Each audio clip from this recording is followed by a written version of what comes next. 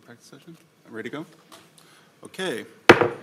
Well, it is 6 p.m. on October 1st, 2024, and I'm going to call this Lacey City Council and Thurston County Board of Commissioners joint meeting to order. Everyone from the Lacey City Council here is present, and everyone from the Board of County Commissioners present, besides Commissioner Klaus, who's attending by Zoom. I also want to remind if you're an individual who would like to provide public comment or participate in the public hearing in person here, please sign up using the sign-up sheets that are located over in the corner. I do have a couple people that have signed up, but if you haven't signed up, please do that. With that, can I get a motion to approve this evening's agenda? Move to approve the agenda as published. Second. It's been moved and seconded. Is there any discussion? Seeing none, all in favor of the motion signify by saying aye. Aye. Is there anyone opposed? Then that motion carries and we have an approved agenda. And as we get started, this is kind of a joint meeting with our county commission, but it's also a welcome to Lacey's sister city, Minsk Mazowiecki, that's here this evening. And we have a long relationship with our sister city. And we asked Paul Pers to come here, who has been involved with the sister city, I think from the very beginning, to give a little background on our sister city and how it came to be. And we'll turn to Paul now and have him do that. Go, if you can come up to the podium over here.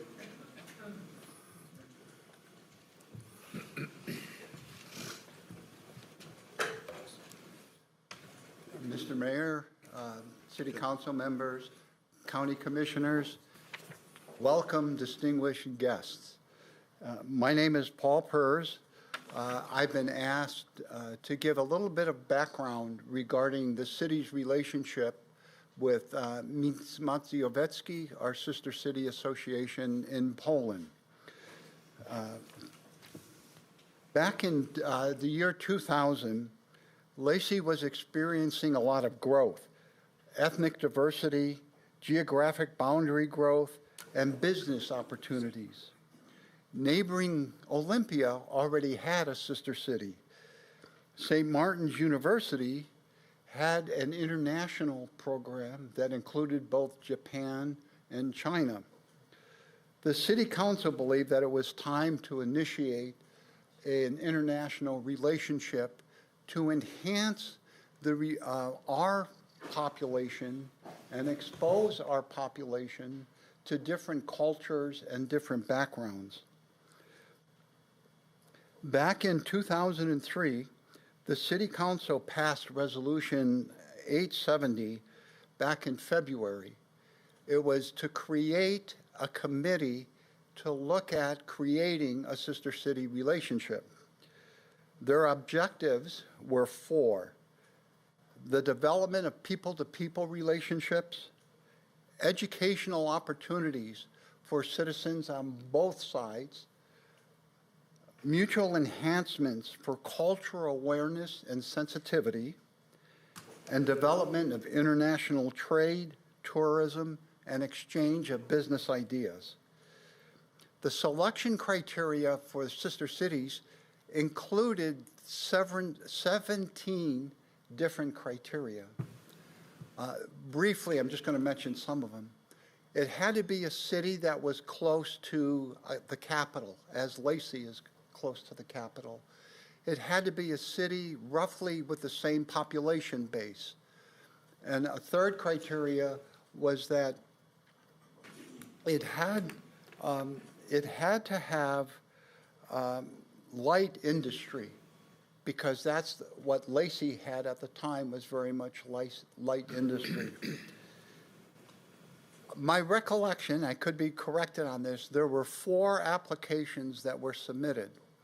The applications included cities in Japan, Korea, Mexico, and Poland. There was an emphasis at the time for cities in the Pacific Rim, because at that time, if we stop and think about historically, there was a lot of trade that was going on with Japan, with China, and so the city had an interest in how could we expand that kind of relationship. Although no applicant met all 17 criteria, there was the one application that stood out the best was submitted by Jacek Aniszewski and Hannah Anders. What was a little bit of an inside track for them was that both of them had to be previous residents of Mincz-Maciejowski, so they were able to garner a lot of information that helped complete the application in a very detailed way. So in 2005, the city officially adopted a sister city association, and at that time, Virgil Clarkston was the mayor. The formal agreement between the two cities was completed, started in November of 2005 and was completed in 2006 with signatures going back. And at that time, Mayor Zbigniew Grysiak signed for Mayor Jakubowski's predecessor, signed for the city of Mincz-Maciejowski, and Virgil Clarkston signed for the city of Lacey. The first delegation that went to Mincz-Maciejowski was Mike Beeler, who was vice president of South Puget Sound Community College, who was also president at that time of our Sister City Association. And he was the planning commissioner for the city of Lacey also. Mm-hmm. And John Darby, who was a city council member, went as well as myself. The first delegation to come here was one city official, Derek Kulma, Agnieszka Sela, and Derek Muhl. Incidentally, tonight, Derek Muhl's wife, Magda, is here tonight. Mm-hmm. But they came primarily to look at a student exchange program. So we had a meeting with North Thurston Public Schools. A key person in that entire process was Karen Eitram, and she was really integral from North Thurston Public Schools side in making that relationship happen. So for 10 years, we had an exchange program where for 1 month, up to 10 students from Mincz-Maciejowski came here, and for 2 weeks, we had students, roughly a half a dozen, go to Poland. The biggest difference that I would point out, every student from Poland who came here spoke perfect English. For them to be here 1 month was and to participate in all of the classes was very easy for them. For our students, could only stay 2 weeks because none of our students could speak Polish. So it was more of a challenge for our students going to Mincz-Maciejowski than for the students from Poland to come here. The second delegation from our side to go to Poland was Mayor Clarkston and Barbara Clarkston, who's in the back. And that, in many ways, solidified our relationship, because from our association's point of view, to have the mayor go over to Mincz-Maciejowski really meant a lot to us, and I think solidified that relationship between the two cities. In addition to that, the North Thurston High School Band has been to Mincz-Maciejowski 3 times. So, and that was at the invitation of the mayor. The band has gone over and they played concerts at the city, for the city audience. We also were able to invite an artist, and we had sponsored an art show at South Puget Sound Community College. That art show lasted a month, and it was from a local artist of Mincz-Maciejowski. At the same time, we sponsored classical Chopin music competition, and then at the end, we had a classical pianist from Mincz-Maciejowski perform at South Puget Sound Community College. And what I want to emphasize in that relationship is that Barbara Clarkston was integral in making that happen, because not only did she secure the space at South Puget Sound Community College, but she raised a lot of the money that we needed to put the concert on. Another delegation that we had go over to Poland was Councilman Stedman, former Deputy Mayor Cynthia Pratt, Mayor Andy Ryder, and his wife, I know Becky's there.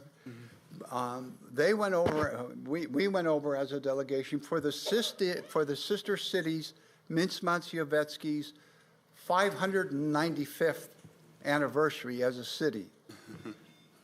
Luckily, the city, the mayor, Basia Reda, who is here, and this is her second visit, the mayor's second visit, the mayor's wife, Ivona, this is her second visit. When they came the first time, they came with her daughter, who now is 18.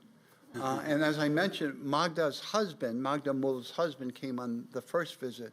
They came here on the city's 50th anniversary. So quite a change. The mayor and his wife have been, I think, 3 times to Minsk-Maciejewski. Our association no longer is active, but we've been able to secure, because of the relationships that have happened, we've been able to secure several events that have, I think,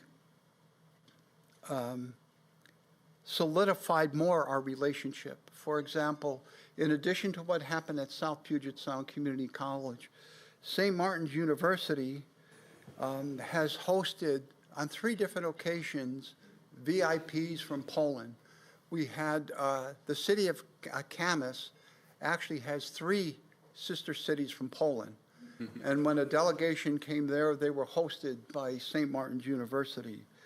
The Mayor Jakubowski, Basia, and several other delegates from Minsk-Maciejewski put on a roundtable at St. Martin's University, specifically talking about the ramifications at that time of of the UK leaving the European Union, and what impact that would have not only on the European Union, but specifically the impact on Poland.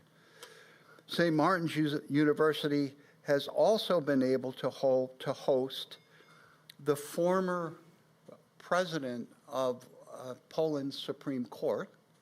He was here as an official visit, and they were also able to host last year the vice president of Poland's parliament. She was here on a visit. So we've been able to maintain some of those relationships. We hope that we can continue in some way, fashion, or form those types of relationships. In a future time, I'd be more than happy to give a further in-depth history of what happened in our relationship. Thank you.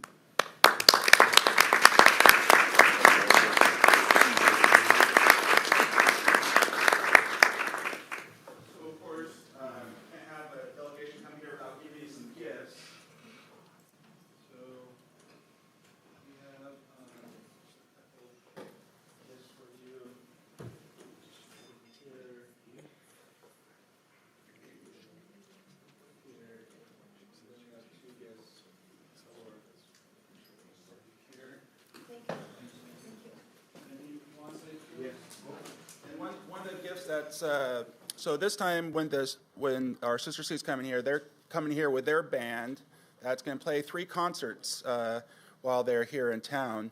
One of the concerts is going to be a joint concert with the North Thurston Public School band along with their band, and then there's 2 other concerts that's going to play, and one is up in Seattle next Tuesday at the Polish Cultural Center in Seattle. So, but one of the gifts that we have we're going to give to all the band members as well as long as you is this little ornament where this that was made at our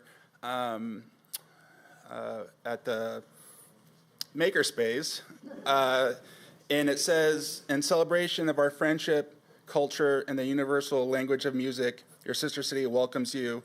on October 24th from Lacey, Washington. And so this was made at our makerspace, and you're going to get a tour of it tomorrow. And there's a video showing of how we made it, and so we'll make sure we share that with you as well. So with that, I'll turn it over to our mayor. You want to say a few words?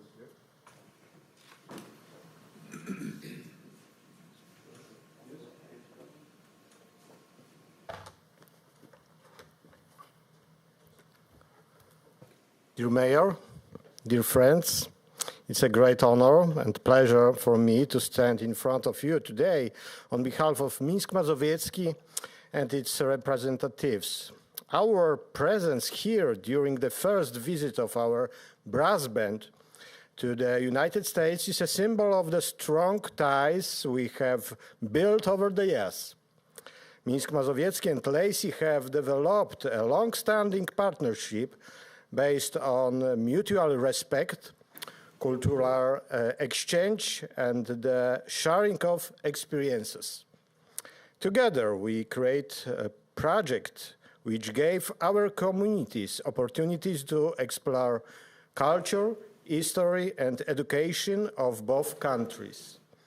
We have had the pleasure of hosting friends from Lacey and be your guest numerous times, which not only left us with great memories and experiences, but also made new friendships. Our cities have visited each other during significant events. Lacey joined us for the 600th anniversary of Minsk Mazowiecki, and today we are here to celebrate the next chapter in our cooperation.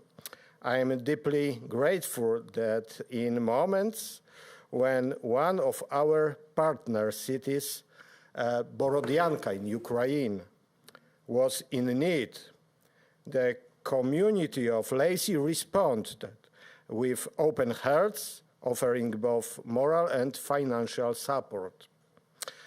Our relationship extends beyond formal cooperation. Over the years, numerous friendships have been formed, enriching our lives. I'm happy that we can share in each other's success and support one another during challenging times. I hope that the coming days will bring us much joy from spending time together and creating art. I'm confident that our partnership will continue to develop in the same spirit of mutual support and friendships. Thank you for your warm welcome, and I wish everyone many wonderful moments in the days to come. And I have a special gift for you. Poland is a country of solidarity, a great social movement that overthrew communism. Everyone knows Lech Wałęsa, the Nobel Peace Prize winner from Poland, the leader of Solidarity. Solidarity and desire for freedom are the characteristic of our nation, but also the foundation of Americans. That is why I would like to give each of the Lacey City Council members special commemorative medals issued by our city on the occasion of anniversary of the first free election in Poland after the communism era. This is this medal. Please.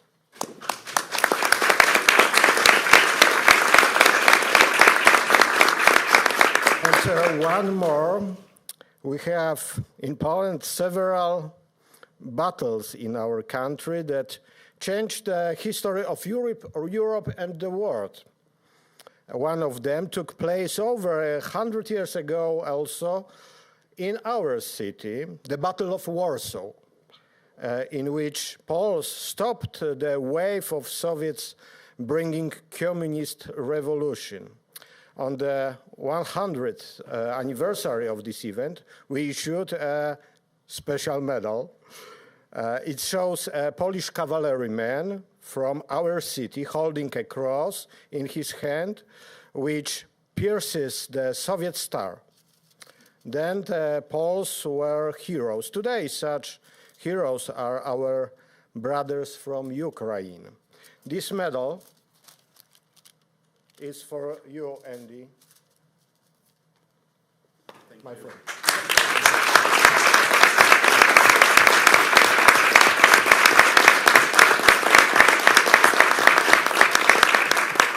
And to wrap this up, we have our poet laureate from the city of Lacey who's going to give a quick poem, and obviously our former deputy mayor at Lacey, and we're accompanied us on our first trip to Poland. I'll turn it over to Cynthia. Mayor Martian, delegates. So it begins. Sorry, I've got a little funny voice here. Welcome. And the epigraph reads, to our Sister City Association delegation from Minsk, Mazowiecki, Poland, from the city of Lacey. We offer you handshakes across our continents and greet you as we would our own sisters or brothers. I turn to this occasion as if it were a beloved book that tells the story of friendship and mutual experiences. That is how I picture our sister city from Minsk, Mazowiecki. Each return brings a recognition of commonality, smiles, laughter, and awe that you are again visiting us. Mayor Marchin and officials, we welcome you with warmth, sharing what we have and learning from you as you learn from us how to shine light on each of our grand moments and how to avoid the stumbles. So much of the world stands on unstable ground, but here we are, solid as a plinth. We share our hearts, knowing that what we will gain from this time together is like the well-known story, a basket of fish that will keep growing the more our two cities pass it around. A faith in our willingness to join in mutual concern for what we both do.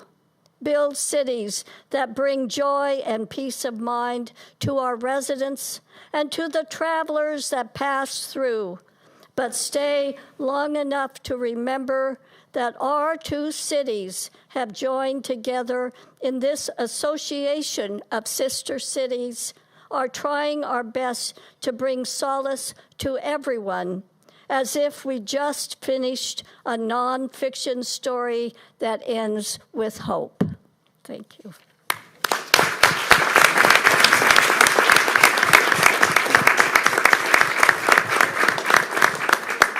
So, Marcin, do you want to exchange the gifts right now? Okay, we're going to just exchange a few gifts, and then we'll open back our regular meeting, and we'll go to public comment and everything. So thank you for being patient.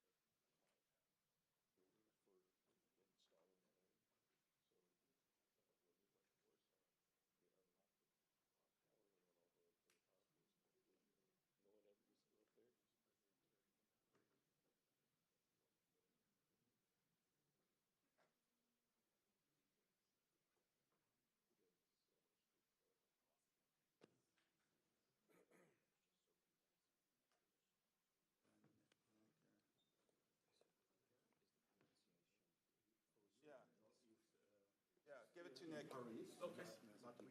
Special for you.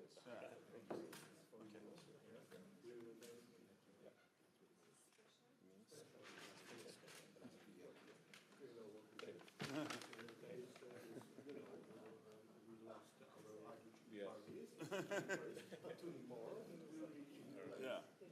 Okay.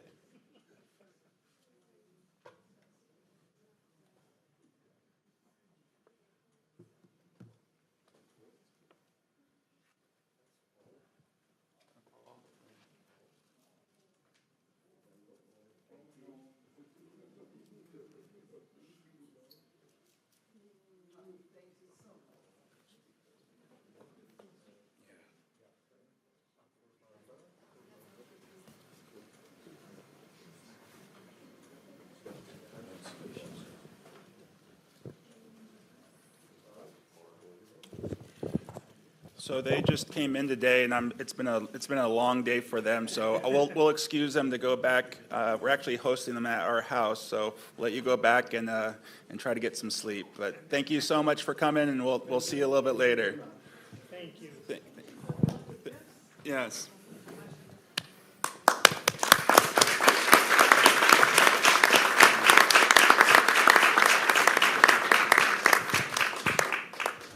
Okay, let's get back to our regular scheduled joint meeting. At this time, is there anyone from the public wishing to give public comment this evening? That not about the hearing, but just normal public comment. My only comment tonight, I've been working with Brian. Can you please go to the? But if this is this related to the public hearing? I don't know. I'm talking about, well, are we talking about annexation? Not yet, not Oh, yet. I'm sorry. Okay, this is just normal public comment. Okay, I'm concerned about deforestation. That's my. Okay. Yeah, and We'll get to that in just a second. we have to go to reverse. Okay. Okay, so now, we are gonna open up the public hearing for the Curio Park annexation. This is a joint public meeting between the City of Lacey, and the Board of County Commission.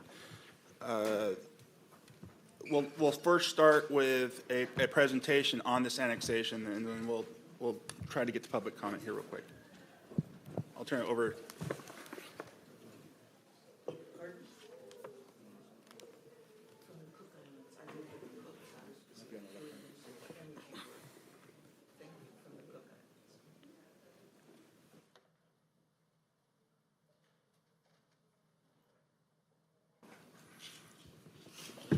Go. Are we good on the presentation? Shannon, are you okay on the presentation?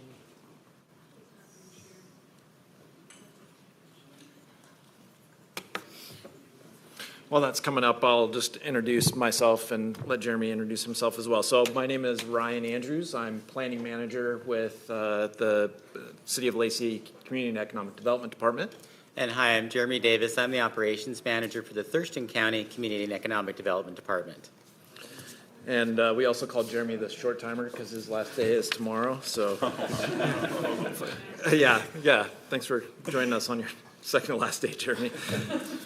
So Almost made it. yeah, yep, almost there. So tonight, I'm going to give you a little bit of background information on what we're calling the Durham Road, Cuyo Park North Island annexations. There's an interlocal agreement in front of you tonight, as well as a proposed annexation that's the subject of the hearing.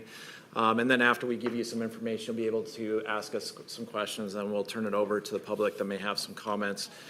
So the interlocal agreement method of annexation under RCW 35A14 requires a public hearing held either separately or jointly by the city and the county.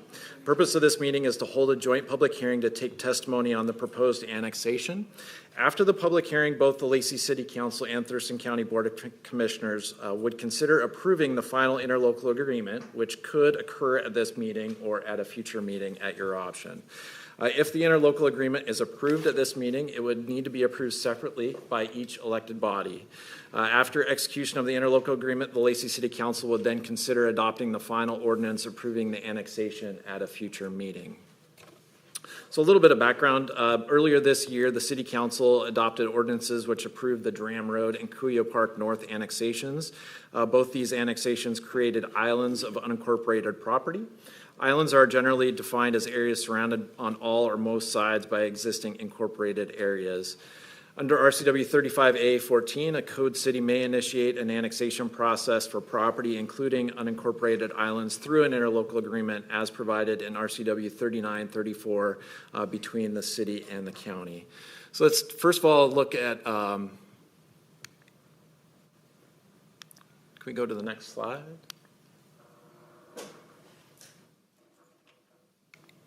Perfect. Oh, back. There we go. I think the clicker's working now. So as I mentioned, there are three, these are islands that are subject to the interlocal agreement. There are three separate islands in this interlocal agreement. You can see on the map here, the area in green is the existing city limits.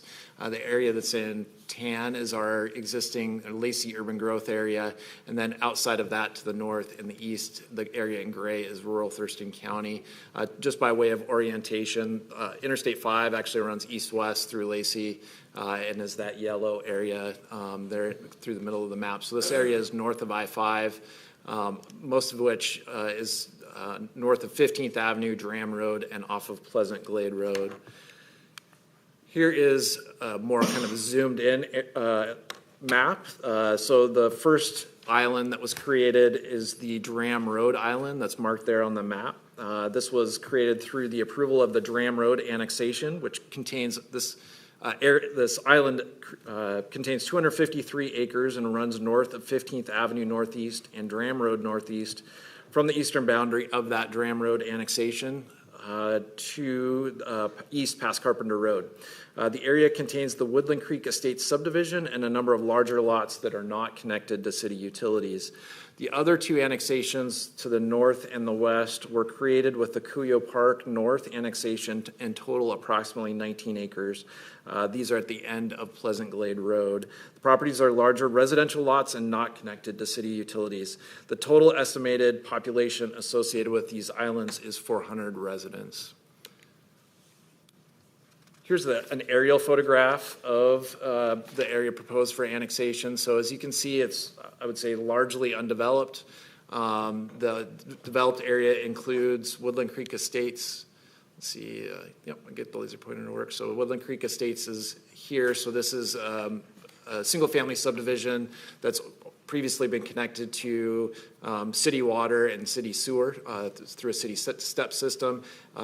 As you move east in that Dram Road annexation area, it actually is, I'll say, significantly undeveloped. The areas around the Cuyo Park North annexation are single-family residential lots on larger lots. Here's a zoning map. So the zoning primarily is low-density residential, only low-density residential in the Cuyo Park areas in the north and the west. There is some moderate density residential in the Dram Road area around where Dram and 15th connect, and then off of Carpenter Road west of Carpenter. I will note that there is also an agricultural zoning designation here, which is that ag zone. So this would actually be bringing in some agricultural zone property into Lacey, which we currently do not have right now.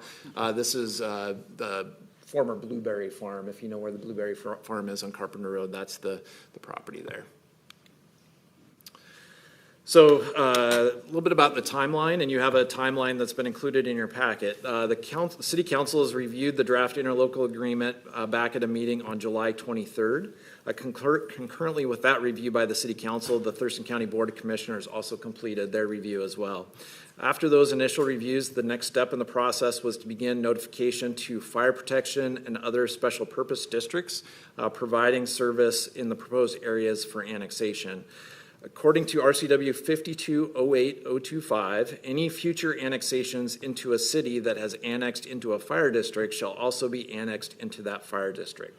So because Lacey annexed into Fire District 3 several years ago, any future annexations not currently within Fire District 3, which include 12 parcels within this annexation area, primarily located in the Cuyo Park Islands, are also annexed into Fire District 3 at the time of the effective date of the annexation. So staff has been in contact with both chiefs from Fire District 3 and Fire District 8, and both are generally supportive of the parcels being annexed into Fire District 3. Public outreach has occurred, which provided notice to the residents in the area regarding the proposed annexations, which culminated in a public open house conducted on September 19th. Notice of the open house was mailed to all property owners in the proposed annexation area, as well as put on the city's website. The notice for the open house also included a frequently asked questions document that outlined the tax, service, and other potential impacts of the annexation. The open house was connected through Zoom with an option to attend in person at Lacey City Hall. 18 people attended on Zoom and 2 residents attended in person. The open house is available as a video on the city's YouTube page for anybody that might want to refer to that. Concerns, so through the open house, concerns were raised by the residents, including potential changes to their address. Most people in the annexation area have a Olympia, Washington address and not a Lacey, Washington address, so there was concerns about that. Potential zoning changes, which there will not be any zoning changes as a result of the annexation, as we have agreements with Thurston County that says upon annexation, the zoning remains the same after annexation as it does prior to annexation. And then concerns about recreational fires as well. So next steps, first of all, conducting the public hearing, which is why you're here tonight. After the hearing, consider adoption of the interlocal agreement or conduct post-hearing work sessions if needed. So as I mentioned, both bodies could take action on the interlocal agreement here tonight. If the interlocal agreement is approved, the city then proceeds with annexation by the end of the year and will send the notice to the Boundary Review Board, who will complete their review. That'll take about a 45-day period. After that period, we'll be back with the City Council to adopt the final ordinance. Before I turn it over to Jeremy, I just wanted to mention one thing, which is we did not receive any written public comment. So there is no written public comment, so only people that will be here tonight. We also did not receive anybody that wanted to comment via Zoom. So again, just people in the room that would be available for comment here tonight. So with that, turn to Jeremy. All right, just a few words to add. I think Brian did a great overview of the proposed annexation and the action that's before you tonight and the draft ILA. County staff has been diligently working with city staff at the direction of the Board of County Commissioners for about the past 6 or 7 months. I would also note the county previously came to an agreement with the city of Tumwater under the exact same RCW back in 2022, which did help them successfully annex 12 unincorporated county islands in their urban growth area as well. So the county, of course, has used this before at the direction of the Board of County Commissioners, of course. And with that, happy to answer any questions. Oh, and I would also note the county also did not receive any written public comments through our public comment system. Great, thank you. Well, the public hearing's open, and so now I'll ask for anyone from the public wishing to address this joint meeting. Cheryl, do you have anything you'd like? Well, no, Ryan has been wonderful explaining this. Can you just give us your name? Ryan, no, I'm Cheryl, and I live in Lacey, and I'm going to be annexed. Okay. But I've talked at great length with Ryan, and I feel comfortable with that. The only thing I'm really uncomfortable with is the compromise that what I've seen, the destruction of the forests in Lacey. When I came here 23 years ago, I came here for the trees and the parks. We still have the parks, and I'm grateful for that. But we've lost acres of trees. And for the warehouses down in Hawks Prairie and in my area, the destruction of and building these developments. And I think, having traveled and read prolifically on the subject, we should be aware that this is not where we want to go. We need to preserve what forests we have left. Climate change is real, and the only clean energy we have are trees. It's not batteries, it's trees. And we have to honor that. And that's all I have to say. Okay. And I'm off to a rehearsal. Okay, thank you so much. Thank you for listening. This is important stuff. Yes. And read about it and look at other places that haven't honored that and see the results of that. Okay? Thank you, Cheryl. Thank you. And we also have John. Can you please give us your name, and you'll have 3 minutes for the public hearing. John Malger. I'm in unincorporated Thurston County, but soon to be annexed. Just first, I'm only been in the Woodland Creek neighborhood for a few years, but I have been told by others that it is not Woodland Creek Estates. It is just Woodland Creek. So I believe that's what people there call themselves. Secondly, I want to speak to the folks who are being annexed. Just a reminder, there will be about a 1.5% sales tax increase. So if you are wanting to have any large purchases delivered to your house, or maybe some home renovations done at your house, now would be the time to do it, because you could save yourself some money doing that. And additionally, to remind people that there is the Lacey's residential tree removal policies, which is 3 trees per 5 years. So if you are thinking about having a tree removed on your property, you should probably do that now, so it doesn't count towards your 3 trees in 5 years. Lastly, I want to speak to Lacey City Council. I do believe that this is a good opportunity to re-examine some of that tree removal policy. I love that we live where there's mature trees. I love them there. I live on half an acre, and I have 50 trees, most of them over 75 feet tall. That's beautiful. It comes with its own risks. However, I see, branches spiked in my ground pretty regularly where my children play. So I do believe that we could re-examine that policy, maybe see if there's any room for exceptions, or in addition, I know there are some folks in this area who use the wood on their land to heat parts of their homes or maybe their garages. Also, I know there's some folks that donate their wood to charities to people who do need to have wood to use for the home heating. So there is some nuance within this area, especially with the more rural areas. Let's see. Lastly, I do believe, regarding that policy, it states that if the city arborist comes to your house and there is no hazard tree, the homeowner is responsible for that payment. I don't agree with that. I think that incentivizes risks, incentivizes the citizen to take on risk by maybe avoiding asking for help, or avoiding asking for an arborist to come out, and then not knowing whether a tree is hazardous or not, taking that risk to not be penalized for making a mistake. And I don't think that's what government should be doing. I think they're here to protect people and remove risk. All right, thank you. Thank you. Is there anyone else wishing to address this joint public meeting? Can I get one? Got some comments, but not necessarily public. Can do you mind? I'm sorry. I do, but I'm up there. Yeah.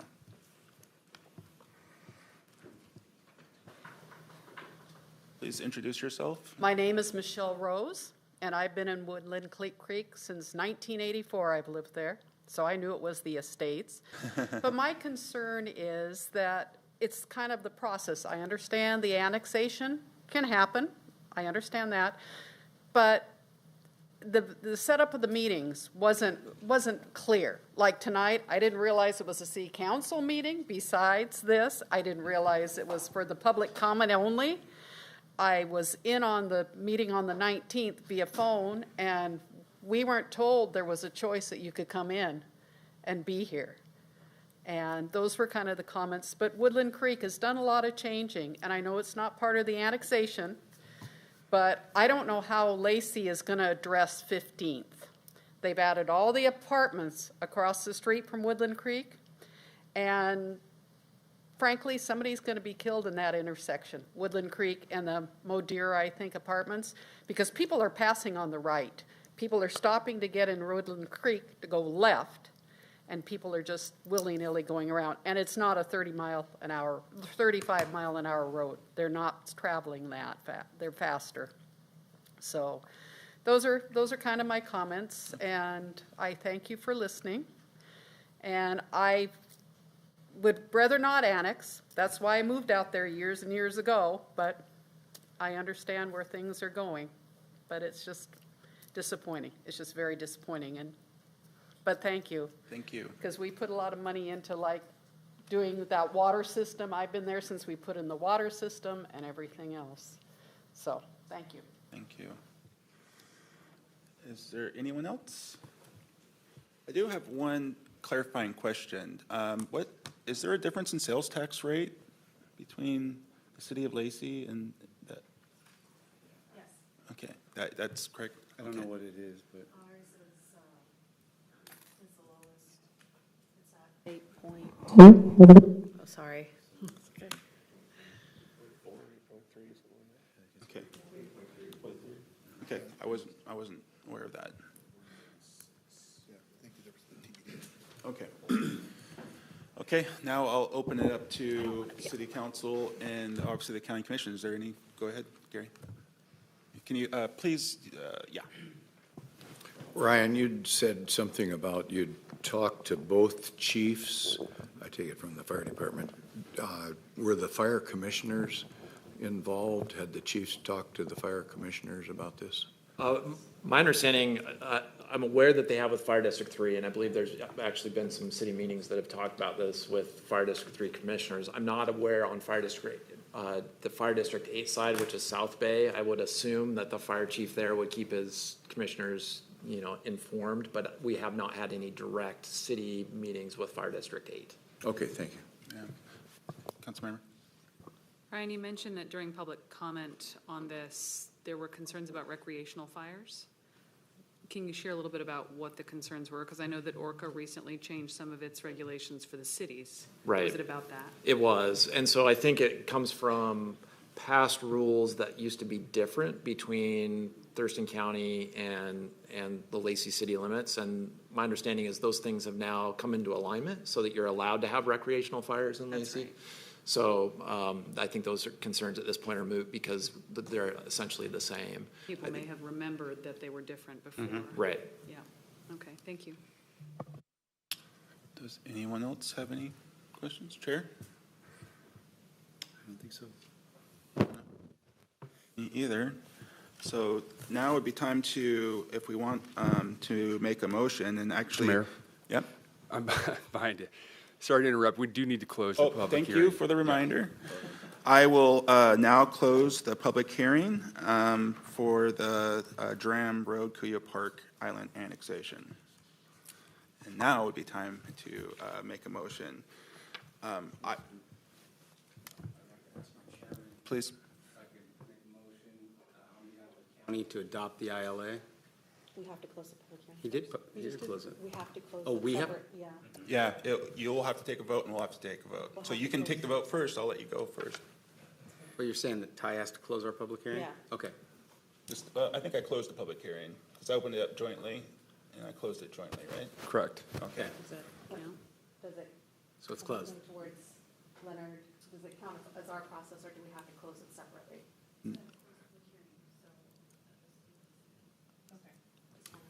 We're in So bounds. there's a motion, is there a second from the Board of County Commissioners? We have a second and a motion to approve the interlocal agreement with the City of Lacey for annexation of the incorporated county islands. Discussion on this motion? Wanted to say I appreciate the city of Lacey's willingness to work with us on this. I understand this was kind of a second piece of what Yes. we kind of already decided and moved forward with last year. And so the board's support for that was conditioned implicitly, if not explicitly, on Yes. Lacey moving forward. So we're super happy to see that you guys followed through. And here we are at a very, I think expeditious time frame getting to the finish line. Commissioner Edwards. I guess I'd just like to let those that know that are paying attention to this, that this has been on our radar for quite some time. And so it should not be coming as any surprise at this point. We've worked through whatever we needed to work through to make this happen. And there's been plenty of chances to state your case. And it's my understanding staff has not heard anything detrimental about this, and nor I don't believe that the commissioners have. At least I've not heard from my seatmates, so that's the reason I'm inclined to move forward with this. Any further discussion? Hearing none, call for the vote. All in favor say aye. Aye. Aye. Aye. That's a 5-0 vote. Motion passes unanimously. Is there a motion from the City of Lacey? I would move approval of a similar motion to approve the ILA for annexation of the Dram Road and Kuyo Park North Islands And have the city manager sign it. and have the city manager sign it. It's been moved and seconded. Is there any discussion on our end? I just want to thank the county. This has been a long process. Obviously, the City of Lacey has been working in this area for a while. That we put in some of our own dollars to help make sure the The sewer happened out there, and I knew that was going to be an important part, but we saw this as obviously a very environmentally sensitive area and needed to get on sewer, and we made that commitment before it even came into the city of Lacey. That's how important we thought that was, and so this is obviously the next logical step, since it's going to be majority of this property is completely surrounded by the city of Lacey. It just makes sense for this to come in, and we don't want islands. That's not a good way to run a government when you have to go through one jurisdiction to get to the other. I think that you'll be very happy in this area with the Lacey services that you're going to be receiving, including Lacey Fire District 3, which is top notch, and you might even see some of your fire insurance be lowered because of how great a job they do at Lacey Fire District 3. It's something you want to check into, because now you're a new fire district. So, Councilmember Stebbin? And everybody knows the challenge of our borders, not just, with Lacey in the county, but, Tumwater and, Olympia. You could be next door neighbors or across the street and be in a different jurisdiction. So this is a little piece of the pie, making it more simple and understanding, because people think they're in Lacey, they're really not, and vice versa. So that's my comment. Okay, is there any other discussion? It's been moved and seconded to authorize the city manager to sign this interlocal agreement as drafted. All in favor of that motion signify by saying aye. Aye. Is there anyone opposed? So that motion unanimously carries with the city of Lacey. Thank you. So as we come to our next agenda item, it's just really council commissioner updates. We have an opportunity to be together, and so now's the time to get a few updates. I know Councilmember Greenstein, you were looking at the national opioid settlement status. Is that something that he was in? Yeah, well, the committee was formed, but that was the last I heard of anything. So I just would love to know where we are on that. Okay, we'll turn it over. Obviously, this is something the county has sort of taken the lead on, so. Yeah, absolutely. Thank you so much. Council, it's an honor to be here. And so, my name is Leonard Hernandez. Thank you, Chair. County Manager. Sorry about that. I forgot myself. So we are working through the ILA with our legal team to be completed. It's currently under review, and then once that's done, then we look forward to bringing calling the meeting to order and getting that underway. Thank you. So the other question that I have, this is obviously something we've been talking about, annexation with this island, but the city of Lacey, as we're very well aware of from our standpoint, we still have the largest urban growth area that's left in Thurston County. It's larger, about the size of Tumwater.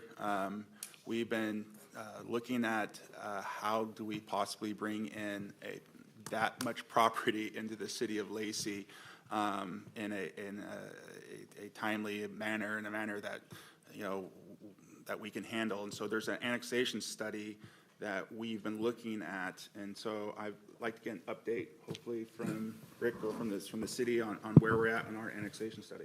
Yes, and so we currently have a Burke consultant on board and conducting the deep analysis. I invited Vanessa up to kind of give an update of where that process is at, the status, and next steps once the study's complete.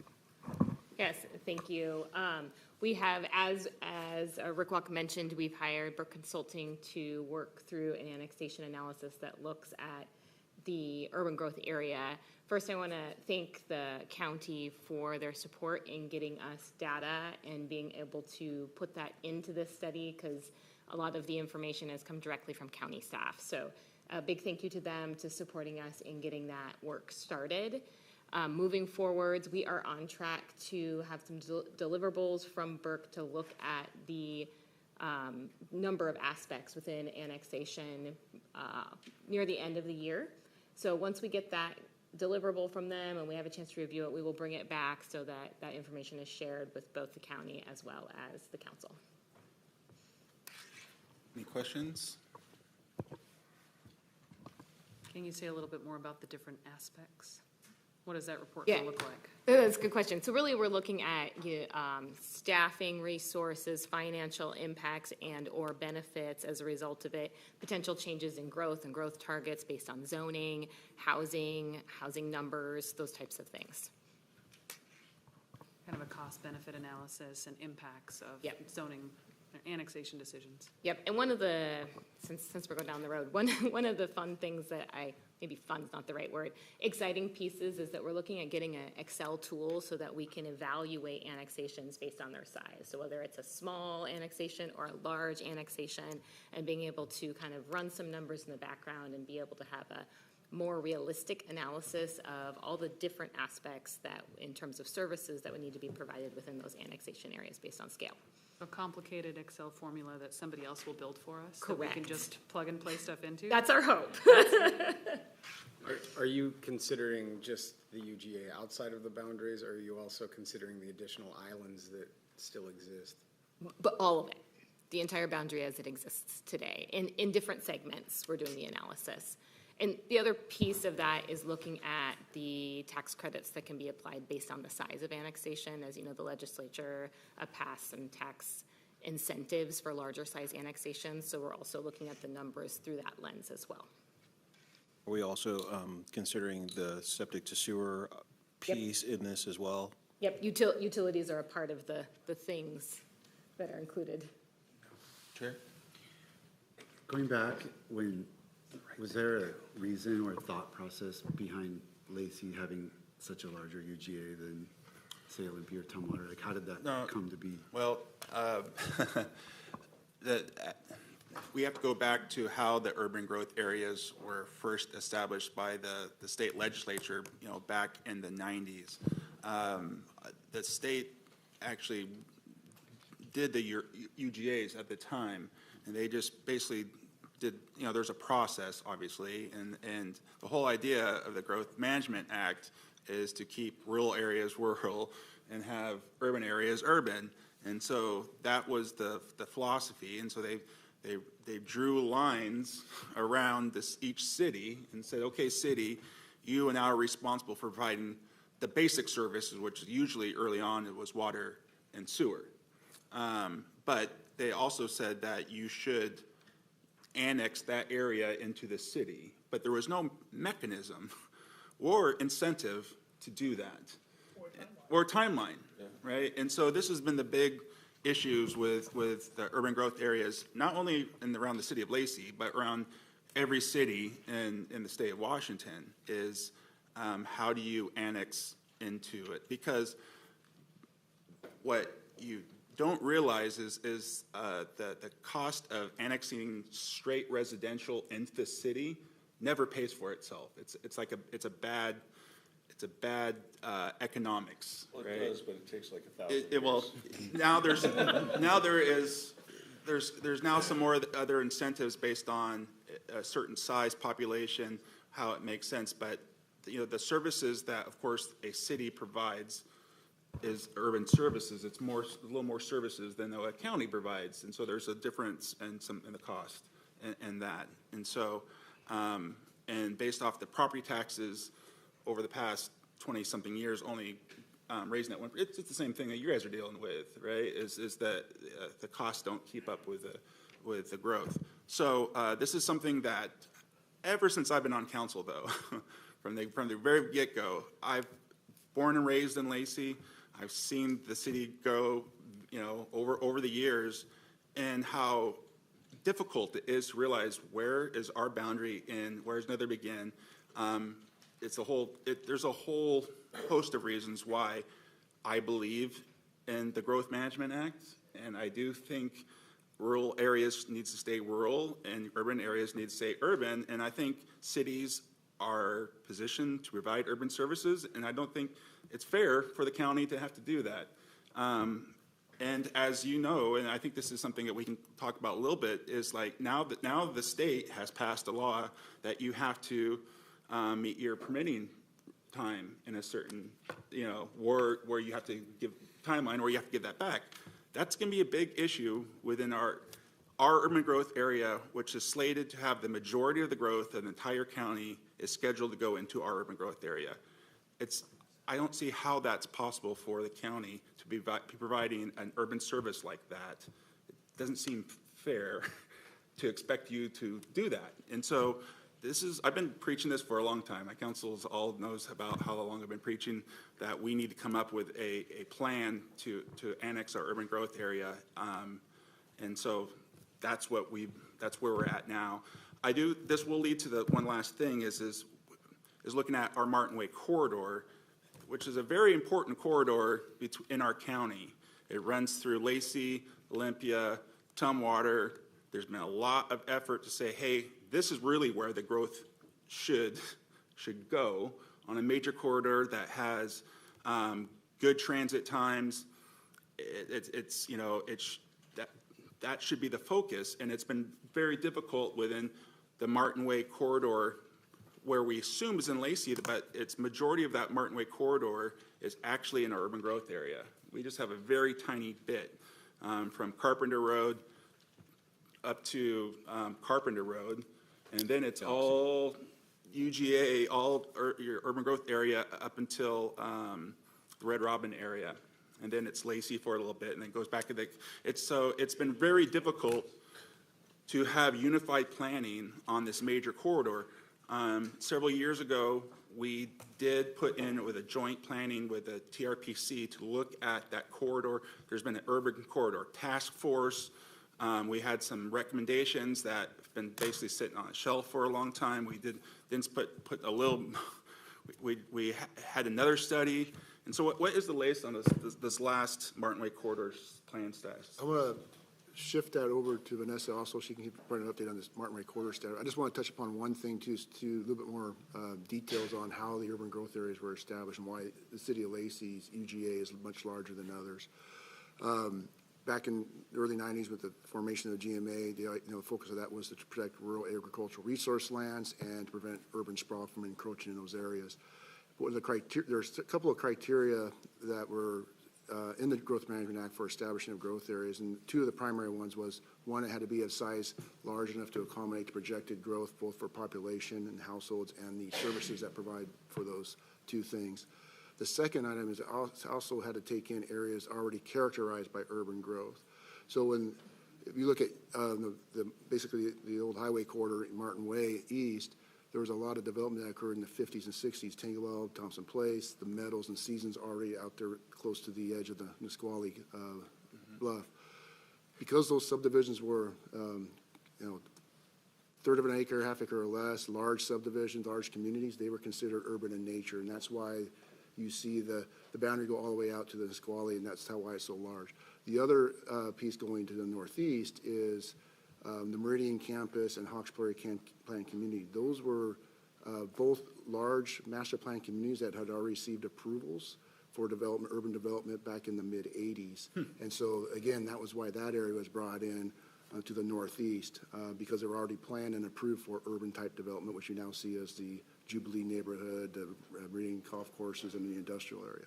So that's the reason why our urban growth area is much larger than others, is because of that leapfrog to contain the areas of urban. So it sounds like it was more looking to the past decisions that have been made. Right, addressing versus, I was imagining it could have been, it could have been saying to the future, oh, okay, the land is more appropriate in and around Lacey. You've got more appropriate land than you have maybe in and around Olympia. So for the region as a whole, that's going to be, let's give them a bigger UJ. But it doesn't sound like it was that kind of analysis. It was like, these are three decisions that were already, and then there are kind of the sprawling decisions going out in the rural areas, because if you think about Ostrom's mushroom farm in that time period, there was nothing around it, but area built up around it. So those are some of the factors to put in those growth boundaries. And again, the premise was in the rural areas was to protect your agricultural, timber, and other mineral resource lands from the encroachment of urban development. And so we can not lose those resources to help provide those services that it does. Okay. So that, I'll turn it over to Vanessa to talk real quick about the status of the Martin Way Corridor project. Yeah, so switching gears a little bit. Go ahead. Sorry. I guess even going back farther, that one of the reasons there was the corporate ability of Weyerhaeuser. They were the drivers behind that whole north end. That is how that all took place. they knew they weren't gonna log there again, and they saw it, and they needed money. And that was the drive. They did two things. They got the approvals, and then right before they turned over ownership, they logged their tree farm. Yeah. If you go back to aerials, you'll see that there were no trees out in that area. That's right. So Wow. they were big players in how this all came together. And had they not been the corporate giant they were, I don't think it would have happened myself. That's information I did not know. Thank you. I just want to say thank you, Mayor Ryder, because I agree with many of the sentiments that you've laid out. But I do want to give a shout out to our county team, our community planning and economic development team, as well as our public works team, because you're absolutely right. The county has been providing a lot of urban we have to provide sidewalks and all these urban amenities with really not that many resources, and it is a drain, and our staff have been doing a great job in stretching the dollar as much as they can, and they've been doing a great job at that. But I'm glad that, I'm glad of your acknowledgement of this partnership and the need to really go on this path. Yeah, well, thank you. I mean, county's got a lot to deal with. Doing urban services doesn't seem like it's fair to be one of them, for sure. So do you have I guess I'd be missing the boat if I didn't follow through with what my seatmates have already heard, and that is, I was around for their whole growth management thing. Yeah. And growth management was supposed to take place in take effect with two different portions. One was what we see today, but the other was supposed to be some kind of a funding mechanism so that counties would be able to provide the services. The legislature missed the boat on that. So they made a lot of excuses about why that didn't happen. A few years back, they had the Ruckle House study that put a lot of effort into coming up with a solution, but they actually never did. And so the county did not have the funding source that the municipalities had. And so we end up, actually the municipalities have twice the dollar per citizen that they serve than the county has.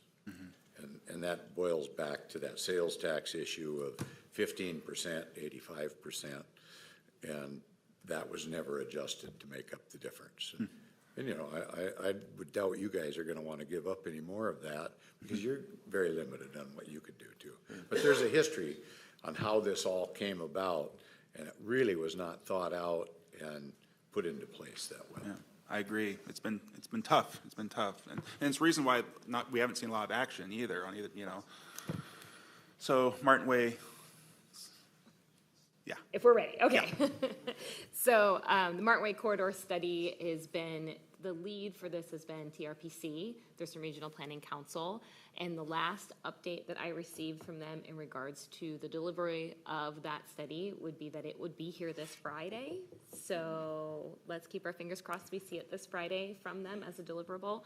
Once we receive that from them, then we will review it. I'm sure the county will review it, and we will discuss what the next steps and options are following the receiving of that study. Okay, thank you. Just a question on that. So, and I don't remember what year it was, but sometime while I've been on this council, we did a Martin Way corridor study that, spent a lot of time, energy, money, staff time, all of that, that's sitting on some shelf somewhere, I imagine, that nothing ever happened with. Is this one just a refresh of that, or is this a whole new study? And is there actually some plan to do something with this one? So I think about when you refer to the previous Martin Way Corridor, I think you're looking at the Urban Corridors Task Force that was done somewhere around 2008, 2009. And that was a quick look that set up for the conversation around sustainable Thurston plan. And then this particular is even more finer detail to look at the corridor specifically for not only multimodal transportation, but also land use specifically along the corridor, extending from Olympia through the county and passing, of course, through Lacey. The other driver of that is intercity transit, a partner in this particular study that's being developed. And I think it was last brief of the draft, I want to say about 2 years with the council, and then it went back, and we're just waiting for it to be finalized so that now that we can pick it up in each of the city, and the partners are involved in the process as well as the county to kind of take it to its next steps of, for implementation, adoption and implementation strategies. So it is a continuation, but it's a little bit finer grained and more specific to specific corridor improvements. Well, as long as it's actionable.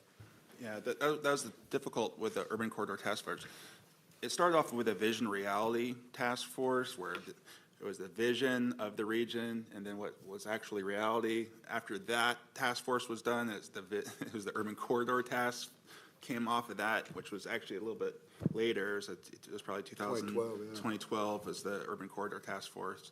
And then, but a lot of them just said, here's things you can do, but there was no, it's like someone then had to take it and actually do something with it, which. That's the one I saw. Yeah, that's the one, and it's, there's, what we're hoping is on this next one, there's actual actionables, like this is what needs to happen, making sure, especially the zoning through the corridor is up to date and makes sense and so on and so forth. You know, one of the things that I've been saying for a while, and I know we've been trying to work with the county on, is there a way that we can sensibly take some of the load off you guys' shoulders when it comes to permitting, and looking at this corridor makes a lot of sense to at least get started, see if we can do it that way, and then let's see, you know, let's see how that goes, and then maybe we can extend it and do more of our area. I think that would take a lot of the pressure off of you guys,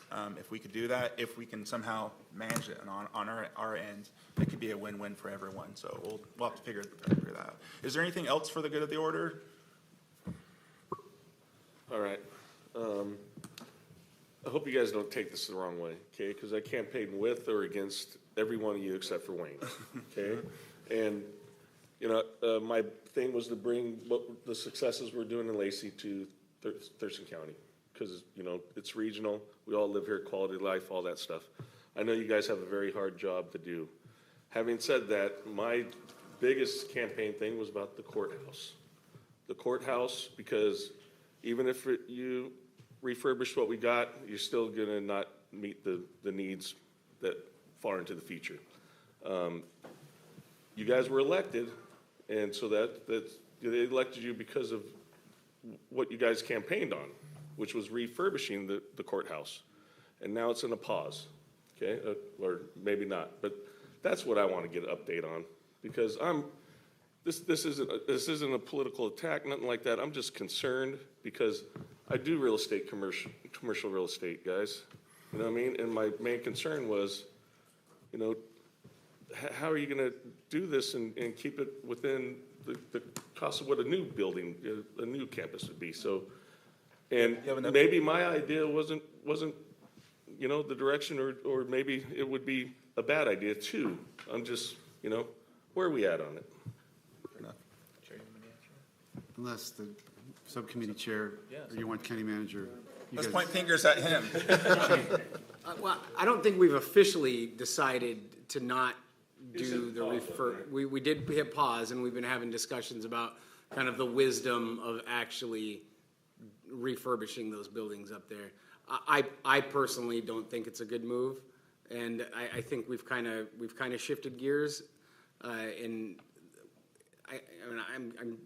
we haven't taken any formal action to say we're not going to, but the direction it seems like we're taking is to not refurbish the hilltop buildings and come up with an alternative where we would be like potentially selling off that property and using that money and trying to find some suitable buildings within Olympia that we could move into. And there are some good options on the table that we're looking at. We would have to go out to a bond, but like we were talking about, to build new, it was something like $400 to $450 million. We can't do that either. That would be a big ask. So what we're looking at doing is selling off assets, leveraging that money into maybe some type of private-public partnership for some new buildings. What we would have to do, though, is build a courthouse. We talk about the administrative, you know, when we say courthouse now, we talk about everything, but the courtrooms specifically is what you really can't move into an office space and, renovate some old office space and make courtrooms. You have to like purposely build for courtrooms. So we're looking at some places to do something like that. And we are purchasing a new sheriff's department building, so we're moving them out of there and kind of taking them out of the puzzle. And so we've made some moves. I also don't want to be a part of the problem. I want to be a part of the solution. So, and I think the city does too. So, we have a lot of good ideas too, and you guys aren't in this alone, so lean on us as well. I know it's a challenge. If it was easy, everybody'd be running for county commission and stuff, right? So I feel for you guys, but, we'll get there. Yeah, so I guess I'll just add, we formed a subcommittee just in order to have these conversations, and it was Commissioner Fournier, me, and Commissioner Klaus. And so the concerns were that the $50 million of the bond and the initial plan wouldn't really fix any infrastructural needs. So it really wouldn't fix the HVAC, the roofs, and it would just really be creating space, which is absolutely needed, but it doesn't really get to the root cause of why we were going to the ballot. And the first time we were out, we were asking, we need to replace the roofs, right? And from my stance, I felt that creating those additional space without actually fixing why we're going on to the ballot the first time, I felt like going back out to the voters after spending $50 million just in space just would not be a good ask of the voters, and it just wouldn't be really good financial responsibility. So this subcommittee started reviewing options, and the pause was after long conversations with all of our stakeholders who are still up on the Hill, who this affects. And, after many conversations, they said, they were willing to forego that short term if we were going the long-term way. And so that's kind of what our resources are dedicated to now, is to looking for a long-term option, not only for the courthouse, but as the administrative offices as well. So it is something that we're working on. This is just a small pause while we try to figure out what our long-term plan is going to be. Yep. Maybe just to follow up on that. That remodel that took off up there here recently, and then we put the pause on. With the city codes the way they are in Olympia, which is the requirement that we be in Olympia, if you hit a threshold of doing a remodel that's more than 50%, the cost becomes twice as much as it would if you'd knocked everything down and started from right from the floor and went up. So there's those kind of restrictions, because we have to realize that the 50 million wasn't going to do the job. Then things like ADA and elevators and all the other stuff comes into play. So, and it all kind of goes back to what Andy's been talking about the funding mechanism that the county's never got. And that's what we're up against right now. And to overcome that, it's going to take a major vote of the public. And to get the vote of the public passed, it's going to have to be a major adjustment in the philosophy at the county in doing business and developing trust with our community. We don't have that right now. And so that all takes time. And so you got to start off from the ground level and build that trust. You can't just go out. I was around, on that whole thing when we were talking down at Plum Street, and the public wasn't ready to do that yet.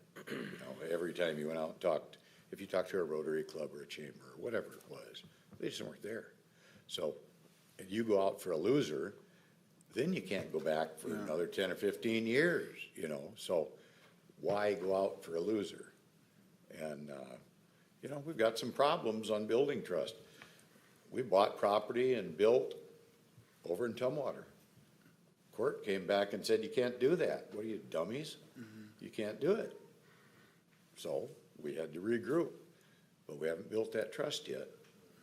We had a jail that sat there about 6 years, empty after it was done because we didn't have the resources. So the legislature, I think, is even watching us to see. They did give us an exception of changing a bond issue from 9 years to 25 years, only for Thurston County, because they recognized the uniqueness of the situation we're in. But I don't think that's going to be quite enough. We're going to need to get that. I don't know as we'll ever get a supermajority vote, 60%. I'm not sure of that. The legislature might have to make some changes. So we got some challenges, but I think the county will eventually get there. But in the meantime, we're going to have to carry our own water. We won't have piped water for a while. We'll have running water, but we're going to have to run and get it. So it's going to take a while. Well, thank you for that, guys. Yeah. Sure. I know I know we all know how big of a lift that is, and we wish you the best. I think you're doing what you have to do at this point. I mean, I don't see a clear-cut alternative. So we wish you the best. We understand. I totally understand the funding challenges you have as a county, as every county has. When really the only way you can make ends meet is if you grow. Yet the whole idea is for counties to stay rural and not grow. So it's just like, it doesn't make any sense whatsoever. Okay. With that, we have reached unless there's anything else for the good of the order. With that, we have reached the end of our agenda. It is 7:22, and without objection, I will call this meeting adjourned. And as always here in Lacey, you keep it classy, Lacey.